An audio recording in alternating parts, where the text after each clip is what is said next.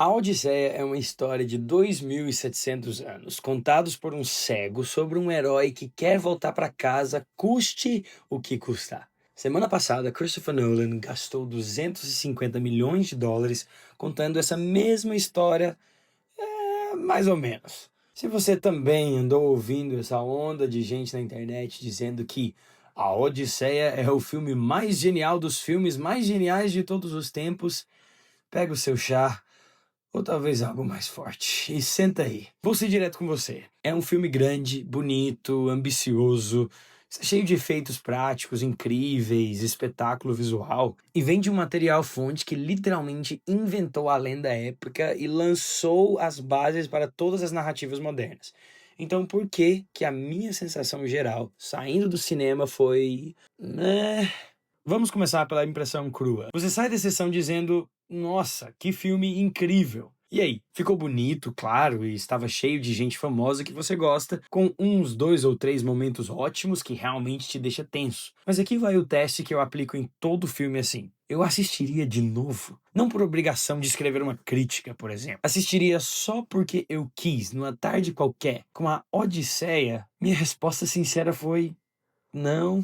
Vamos falar dos altos, porque justiça precisa ser feita nos dois lados. A cena final, principalmente. Quando Odisseu retesa o arco e mata os pretendentes, funciona, é tensa, satisfatória, o filme lembrando por um instante o que estava em jogo o tempo todo. Realmente é uma cena que você gosta de assistir. Também não dá pra não mencionar as cenas com Agamemnon, mesmo com figurinos que não tem nada a ver com a Grécia. Vamos ser sinceros, gente, essa armadura parece grega pra você. Você não tem como negar a presença que esse cara carrega na tela. Farmou muita aura, não tem dúvida. A ação e os visuais, de modo geral, são fantásticos, impressionam e às vezes até geram tensão de verdade. Minha cena favorita tem que ser a da bruxa Cersei transformando os homens em porcos. Isso foi feito com efeitos práticos, ainda sinceramente não sei como. É um ato de coragem e o resultado é sinceramente extraordinário. Mas agora vamos para os fatos importantes. Primeiro grande problema é que esse filme é um filme em pedaços. Toda boa história, e isso é quase uma lei, não uma opinião, precisa de conexão entre suas partes. Uma cena empurra a próxima, um evento pesa sobre o personagem e muda a forma como ele encara o que vem depois. A Odisseia não faz isso. Ela vai de ilha em ilha, de problema em problema, como quem risca itens de uma lista de compras. O Ciclope, que deveria ser um dos momentos mais tensos e inteligentes de toda a jornada, o momento que Odisseu prova que a esperteza vence a força bruta, passa devagar, sem urgência. A sequência dos gigantes simplesmente não se sustenta. Você assiste sem entender direito o que está em jogo. Num minuto eles estão lá e no outro já se foram. Quem eram? Porque queriam matá-los? Que propósito maior isso acrescentou à jornada de Odisseu como personagem?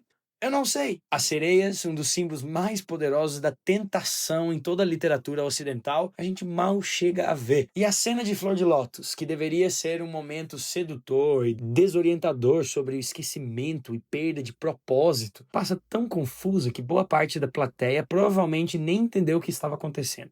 E o momento que deveria ser o ápice emocional e simbólico da jornada inteira, a descida de Odisseu ao Hades para buscar orientação entre os mortos, vira só mais uma cena de culpa. Não é assustador, não é revelador, é só mais do mesmo. O resultado é um filme que parece uma coleção de cenas belíssimas, filmados por alguém talentoso, jogados numa ordem tão Christopher Nolan que deixaria até o físico nuclear do seu bairro confuso, mas sem o fio que devia costurar tudo isso numa jornada. Isso me traz ao meu outro ponto, os personagens. Odisseu, interpretado por Matt Damon, não é mais o rei de Ítica que terminou 10 anos de guerra, está pronto para enfrentar qualquer coisa para voltar para casa. O filme transforma num homem consumido pela culpa, que não sabe bem quem ele é. Um herói ferido pode fazer uma ótima história, tudo bem, esse não é o problema. Mas, em vez de querer que a gente torça e vibre por Odisseu, o filme quer, às vezes, que a gente tenha pena dele. Tem cenas que tentam mostrar o quanto ele sofreu, as pessoas que ele matou e pelas quais é responsável, a esposa e o filho que deixou para trás. E aí, em outras cenas, ele simplesmente age como um babaca, ignorando boas instruções dos próprios homens, completamente desligado, tomando decisões que só um idiota tomaria.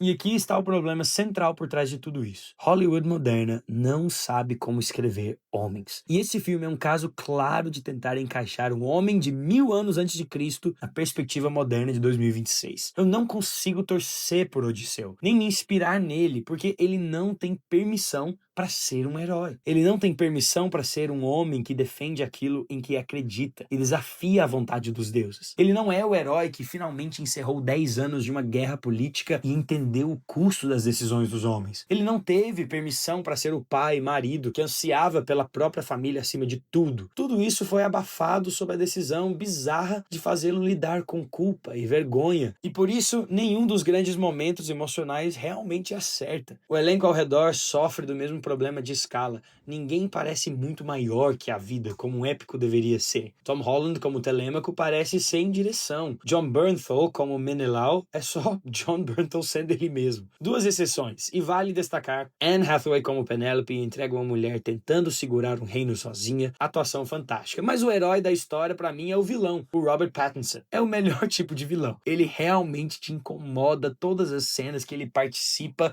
você odeia ele. Ele realmente se transforma em cada papel que interpreta. Saindo dos personagens e agora indo para os personagens que não estavam nesse filme, principalmente os deuses. Uma deusa aparentemente está no filme, interpretada pela Zendaya. E aqui está, na minha opinião, o principal problema dessa história. Pois a Zendaya não interpreta uma deusa. Sim, no papel está escrito lá que ela é Atena. Mas vamos ser sinceros, uma vez que você chega no final do filme, você percebe que não é Atena. É simplesmente a consciência de Odisseu. A culpa dele, vestida com um figurino grego. Atena nesse filme não age, ela reflete o que já está dentro da cabeça do protagonista. É um desperdício de uma atriz talentosa, dependendo da sua opinião, numa função que, honestamente, um espelho teria cumprido tão bem quanto ela. Mas o problema é maior do que o casting do personagem. A Odisseia original não funciona se os deuses forem só metáforas do estado emocional de um homem. Os deuses são caprichosos, parciais, poderosos e principalmente externos. Eles representam algo maior que o indivíduo, algo que decide o destino dos homens de cima, quase arbitrariamente. Não são divindades benevolentes e sagradas. São mais parecidos com homens glorificados, com poder e ego. E é exatamente isso que os torna um símbolo tão potente. Eles são o retrato mais antigo que temos de qualquer poder que para acima do indivíduo comum. O que hoje a gente chamaria de governo, de sistema, de sociedade, de qualquer estrutura que reivindica o direito de decidir sua vida por você. E é contra isso que Odisseu se rebela o tempo inteiro. O momento mais radical de toda a Odisseia, o livro, é recusar a imortalidade que Calypso oferece. Um homem recusando viver para sempre num paraíso ao lado de uma deusa. Por quê? Ele prefere a liberdade real. Voltar para sua esposa, para o seu filho, restaurar a sua própria nação. Isso é o cerne moral da história inteira. Odisseu não é um homem que aceita passivamente o que os poderosos decidem sobre ele. Ele é um homem que diz não à opressão de outra vontade sobre a sua e escolhe com todo o custo que isso implica a liberdade de casa. Quando você tira a vontade real dos deuses da história, quando Poseidon vira só uma tempestade, Zeus virou só um trovão e Atena vira só a culpa do protagonista, você não está modernizando o mito. Você está removendo exatamente aquilo contra o que o herói precisa lutar. Sem uma vontade externa e opressão para rejeitar, a recusa de Odisseu para de significar qualquer coisa.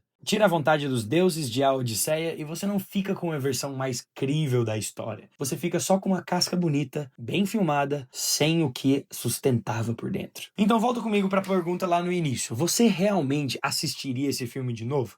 Se você quiser assistir outras épocas do mesmo tipo para comparar, eu recomendo Cleópatra, Ben-Hur, Os 10 Mandamentos ou até O Senhor dos Anéis. São todas produções lindamente filmadas que podem entrar na conversa dos melhores filmes de todos os tempos. E repara na diferença de como elas tratam seus personagens e o material original. Alguns desses filmes foram feitos nos anos 50 e ainda são revisitáveis, ainda se sustentam hoje. Enquanto isso, a Odisseia te deixa impressionado saindo do cinema e desesperado meia hora depois, me fazendo pensar, será que eu vou lembrar desse filme algum dia?